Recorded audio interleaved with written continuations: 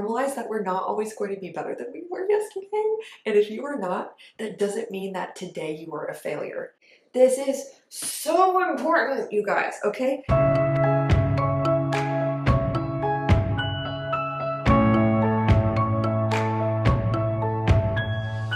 Hi dancers, it's Kirsten. Welcome back to the channel. Today I'm going to be talking through tips on how to avoid burnout as a dancer.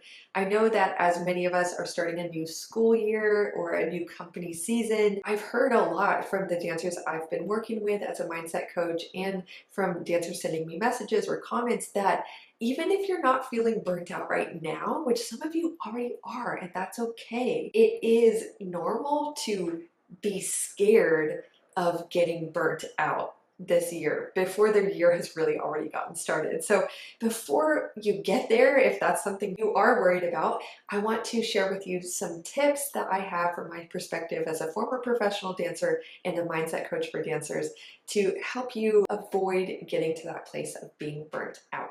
All right, so I hope you enjoyed this video. Like it if you do, and let's get on with the tips. When I'm working with a dancer one-on-one to help them decide what they want for their future in ballet because they're already at this place where they feel super burnt out, they're like, do I love it anymore? Do I want to keep going with ballet? I've worked with so many dancers as a mindset coach to help dancers come to a decision like this when they're feeling conflicted. A lot of them are already struggling with burnout. And here's a theme that I've seen that has, I think, gotten them to that place of burnout. It is dancing and being motivated in their actions by a sense of obligation and of fear. Okay, so how I sense this when I'm speaking to a dancer is I hear them say should a lot. I know I should do this, and I did this because I felt like I had to. Have to, had to.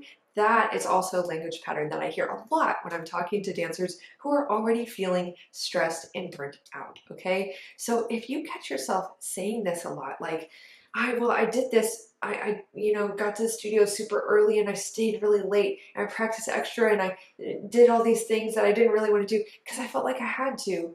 Or, I know that I should. I know that I should work harder. I know that I should be further along in my training than I already am now. Whoa, okay. So the two main feelings that often motivate us when we're saying and acting that way, living that out, is fear. We're scared of what other people think. We're scared of failing. We're scared of not being good enough. Whatever it is, often fear is really influencing that experience of burnout or contributing to it. The other thing is a sense of obligation. So I see this a lot when dancers, we're super passionate. We decide in our teenage years, for example, for many of us, like we want to give our lives to ballet. Why? Because we love it. It's fun. We want to do it all day. And then as we start to train all day and we train seriously, we hear things from our teachers like, well, if you're going to be a professional, you have to do this. You're going to go to those auditions and all those girls are going to look like this. So you really should work this hard because you're going to have to live up to that. So we get really motivated by the sense of like what we should be doing, and our passion fades into fear of not being good enough. This sense of obligation of if I really love this, I should do this, all this stuff. Okay. So obviously, I'm not telling you to not work hard or to not listen to your teachers or that it's bad to feel obligated to do some things, but I just want to remind you that we have choices to make all day. And it is really, really helpful in avoiding burnout or healing from burnout. If you're already there, that's okay. One big step in healing or avoiding burnout is in moving from making decisions based off of obligation and fear and moving towards making decisions from another value that is based in love, trust, faith, whatever it is that is a more positive value for you, community, growth, achievement, whatever it is, make sure that you are aware of the values that guide your decisions.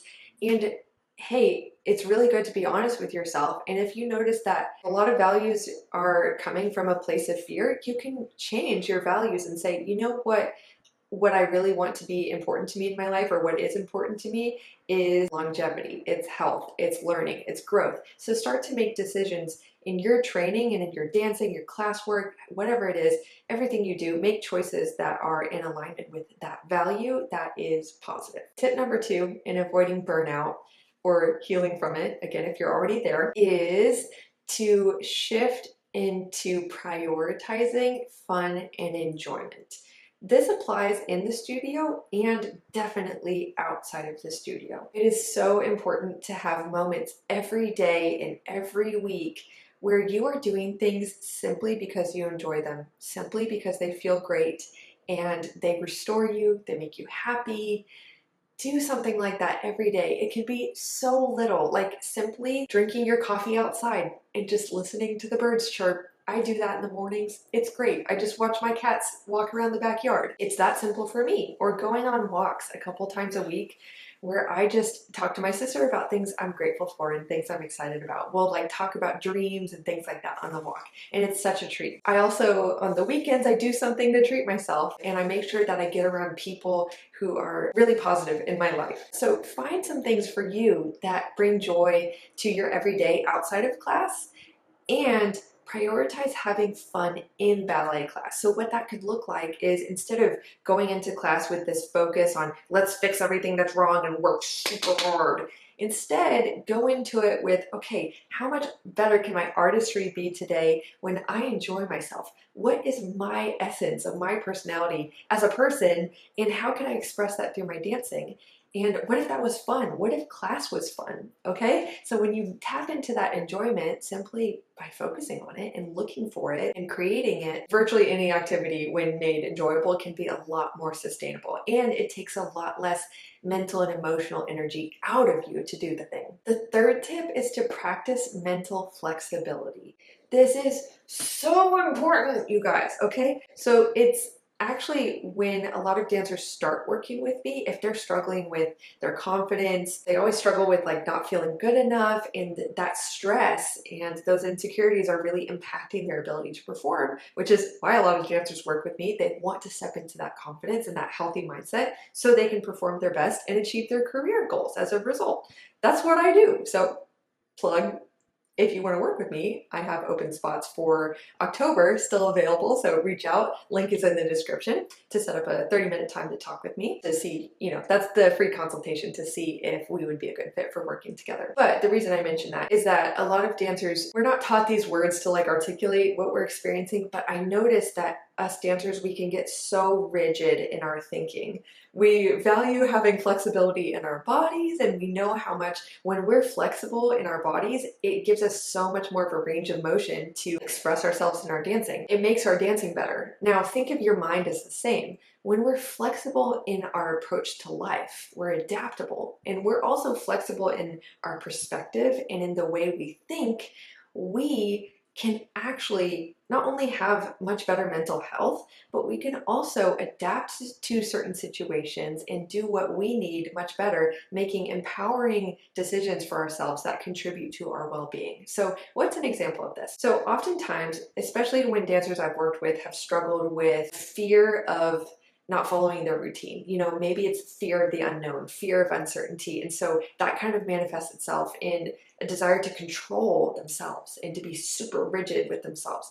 I've totally been there before. I totally understand that's a real struggle. So one thing that is kind of at the bottom of that behavior is mental inflexibility. We treat everything we do as a formula. So if I want to be a better dancer, I do this specific morning routine and I take class a specific way and I get these specific results. And since I did it this well yesterday, I expect a little bit more today and da da da da. Okay, so we expect not only our inputs, but our results to be kind of like this formula. If I do this, this, and this, and this, then I can deal with the uncertainty in my life and hope for this specific result.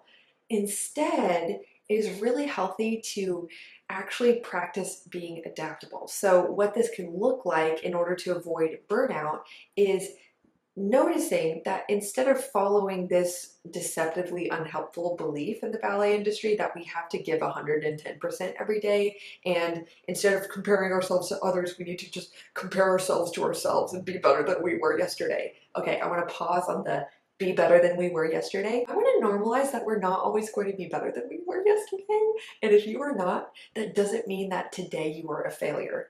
Instead, maybe you learn some things that you wouldn't have learned if you weren't a little bit off today. That is okay. And sometimes the thing we need to learn isn't about technique. It's about self-acceptance, or accepting uncertainty, or creating a new relationship with our flaws and failures and mistakes, and being able to accept that about ourselves, so that we can move forward without so much resistance and frustration. So when we practice mental flexibility, it can look like taking in an assessment each morning of how am I doing mentally, how am I doing physically, how much energy do I have to give today, and being okay with taking an assessment of what you have to give today, and then setting your expectations and your plan according to what you have to give, not what you think you should have, not what you did yesterday, so you should do it today too. Realize that having some adaptability in your approach and your expectations with yourself and your way of thinking, it is so important for your longevity. So please take that into consideration. Number 4 is to set intentions that excite you for each day and for longer periods of time. You can choose, I love actually choosing a theme for the month of something I'd like to experience. So maybe dancing wise, a theme for me this month, as I've been getting back into dancing for myself. Woot woot, exciting. I mean, right now, I kind of tweaked my knee this week, so pray for me. But I'm on the mend, it's okay. I've still been dancing a little bit. So a theme for me is to actually feel really good in my body. Whatever my body has to offer me for the day, I'm just dwelling. Also, it's a theme of gratitude. So I'm like really grateful to be dancing again. And my theme is, it's okay if, you know, my releve isn't as strong, my pirouettes or my jumps aren't quite there because I haven't really been dancing consistently, at least not for myself. I, you know, like just demonstrate when I teach, which is not the same thing as you know. So I put an emphasis on like accepting whatever I have for the day and feeling like letting dancing feel really good in my port bra instead of getting so hung up on like how high should my leg be and what does it look like and all that stuff. So it's gratitude and it's feeling good in my body. So that's an intention that really excites me. Maybe for you, it's setting that intention of being playful, specifically with your balances. Maybe you're a dancer who's like, I'm not the kind of dancer who does tricks. I was totally that person who said that all the time. Now, sometimes I challenge myself and I'm like, let's see if we could do 4 pirouettes. Let's go. Let's see if we can do 3 on the left. Here we go. And just not out of a sense of like, I have to do it, but just like, wouldn't it be fun if I challenged myself? You know? So set intentions like that that excite you and it keeps dancing fresh. Lastly, number 5 is to know your why. This is truly not original advice. It's just a really good reminder that your why is basically what is important to you. Know what's important to you about the way you want to live, what's important to you in your future, what's important to you about what you want to experience in your path. Do you want to be grateful for all the moments along the journey? Do you want to have fun in your journey no matter what the end outcome is, professional contract or not? Do you want to just be proud of how you're showing up every day and how you're committing yourself to being the best dancer you could possibly be? You get to choose whatever that is. Just continue to ask yourself and remind yourself of what's important to you in the short term and in the long term, in your actual tangible outcomes and in your experience, because it's so easy to get swept up in what everyone else is doing and what everyone else looks like and what success looks like in the industry. And that can very easily rob our sense of joy and fulfillment and satisfaction. It can rob us of our sense of pride for what we have accomplished and appreciation for how hard we've worked. So remember to stay connected to what's important to you. And I'll add, as a kind of another point, related point, reflect regularly. Reflect. Oh, shoot. Nope, this is a point of its own, okay? Reflect regularly on how far you've come. Reflect on how brave you are to put yourself out there. Reflect, please, on the things you're doing now that you probably never thought you could do before. Take time to reflect. It's so important because we very rarely pause to appreciate how much we've gained through our choices and our experience. So often as dancers, we focus on the gap, not the gain, the space between where we are and where we want to be. And in that space, we'll look at it and we'll spend so much time getting absorbed in it, and we'll use it as proof to ourselves that we're not doing enough, we're not good enough, we'll never be good enough, and we're probably not going anywhere important. That is such a lie, okay? So please take some time to remember what you've gained and to reflect on where you've come from, because chances are, even if you don't feel like it right now, future you is going to be really proud, and past you at some point is really proud of current you, okay? So take that for yourself. I hope that you've really enjoyed this video. Let me know in the comments what you thought of it. I would love to hear from you. Be sure you're subscribed so you don't miss weekly videos from me, and I'll see you next time.